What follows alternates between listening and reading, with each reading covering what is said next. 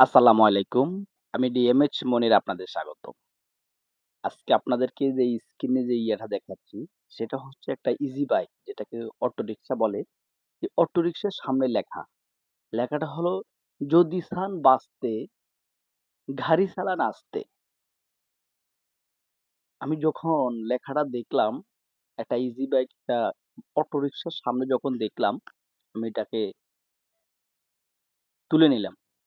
তুলে নিলাম এটার জন্যে যে আসলে আপনাদের জন্য একটা মেসেজ দিতে এসেছি। সেটা হচ্ছে প্রিয় বন্ধুরা আসলে বর্তমান আমাদের এই যুব সেনাল যারা আছে, বিশেষ করে মোটরসাইকেল চালাচ্ছে খুব অবার গতিতে। এই বন্ধুরা আসলে সময়ের চেয়ে জীবনের মূল্য অনেক বেশি। আমাদের কিছু শুভাকাঙ্ক্ষী সে কিছু ভালোবাসার মানুষ আছেন এবং কিছু আমাদের যুব চ্যানেল আছেন। অল্প বয়সে মোটরসাইকেল চালাচ্ছেন।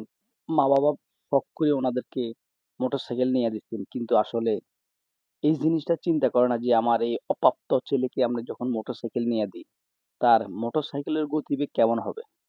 প্রিয় বন্ধুরা আসলে যদি একটু আমরা মাথা খাটাই চিন্তা করি তাহলে হয়তো আমাদের এই অপ্রাপ্ত ছেলেদেরকে আমরা এই মোটরসাইকেল দিয়ে তাদের জীবনটাকে শেষ করতে দেওয়া যাবে না।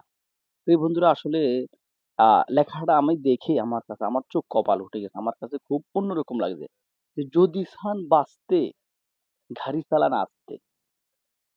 আরেকটা ইয়েতে লেখা দেখলাম আ যত গতি তত ক্ষতি। গাড়ির সাবজেক্টটাই বাট যত গতি তত ক্ষতি। তো আপনাদেরকে আসলে আজকে মূল মেসেজটা দিতে এসেছি। আমরা যে গাড়ি চালাই না কেন অন্তত ধীর গতিতে আস্তে, আস্তে কন্ট্রোলিং এর ভিতরে চালাবো। আমরা ওভার গতিতে চালান কোনো ক্রেডিট না। ওভার স্পিডে চালান কোনো এটা ব্যক্তিত্ব না।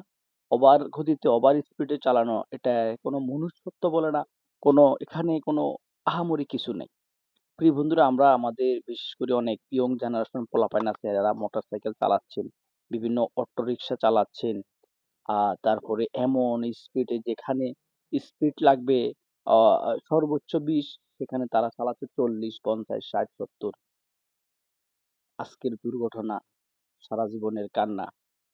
এই জিনিসটা মাথায় রাইখা যখন আমরা যারা আ বিভিন্ন চালক, আমরা যারা বিভিন্ন যানবাহন চালাই, আমরা আসলে যদি এই চিন্তাটা যদি করি, তাহলে হয়তো আমাদের ভিতরে আসলে গাড়ি ওভার স্পিড গাড়ি চালানোর আগ্রহটা থাকবে না।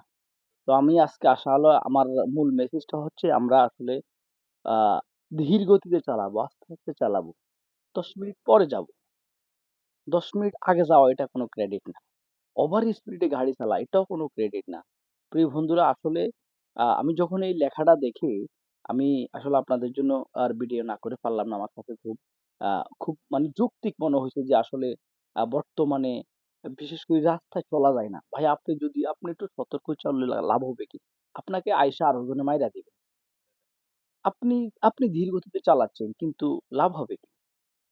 আরেকটা ছেলে আইসা ওভার স্পিড আইসা ওভার গতিতে সে নিয়ন্ত্রণের বাইরে, কন্ট্রোলের বাইরে যখন গাড়ি চালাবে তখন সে আইসা আপনাকে হয়তো মাইরা দিবে।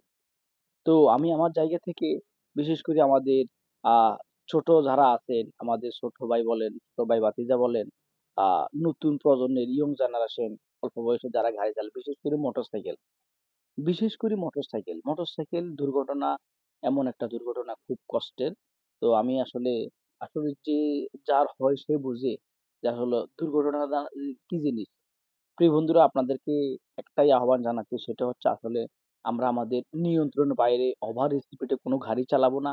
যেই গাড়ি চালাই না কেন, চাই সাইকেল হই, চাই মোটরসাইকেল হই, চাই অটোরিকশা হই, চাই প্রাইভেট মাইক্রো বাস যেটাই হই না কেন, আমরা আমাদের নিয়ন্ত্রণের ভিতরে চালাবো, কন্ট্রোলিং এর ভিতরে চালাবো। আর আরেকটা জিনিস আমরা অন্তত বিশেষ করে আমাদের কিছু অটোরিকশা চালক আছেন, কিছু মোটরসাইকেল চালক আছেন, তাদের দৃষ্টি আকর্ষণ করছি। হয়তো আপনাদের কাছে আমার ভিডিওটা খারাপ লাগবে। কারণ আমি আপনাদেরকে আপনাদের এই ওভার স্পিডে চালানো সম্পর্কে নিষেধ কিন্তু, কিন্তু এই জিনিসটা মাথায় রাখবেন যে আসলে আপনি যখন হুট করে গাড়িটা চালায় চলে যাবেন, তখন আপনাকে আপনার পিছনের যারা অনেক আরোহী বাইরে আছে বা অনেক পার্শ্ববর্তী বাইরে আছে, অনেক সময় রাস্তায় পানি থাকে, কাদা থাকে। এই জিনিসটা আমার মাথায় চিন্তা করি না। আমি ফাঁত করে গাড়িটা চালায় চলে যাই। কিন্তু আমার আরেক পথযাত্রী ভাই হাইটে আসছে। রাস্তায় পানি। ফাঁত করে যখন চালায় তার গায়ে হয়তো পানি পড়ে। একটু চিন্তা করলে হয়তো একটা মানবিক চিন্তা পড়ে, মানবিক দিক চিন্তা পড়ে, বাট আবার একটু ভদ্রতাও বলা যায়। প্রিয় বন্ধুরা, আসলে আপনাদেরকে অসংখ্য ধন্যবাদ আপনারা আমাদের ধৈর্য সহকারে দেখার জন্য। এবং যদি ভালো লাগে লাইক কমেন্ট শেয়ার দিবেন, এবং আপনাদের আত্মীয় স্বজন পাড়া প্রতিবেশী শুভাকাঙ্ক্ষী যারা আছে তাদেরকে সতর্কতামূলক, তাদেরকে অন্তত এই ভিডিওটার মাধ্যমে অন্তত সতর্কতা করবেন, সতর্কতামূলক ইয়ের জন্য অন্তত শেয়ার দিবেন। তো সবাইকে অসংখ্য ধন্যবাদ, সবাই ভালো থাকবেন, আসসালামু আলাইকুম।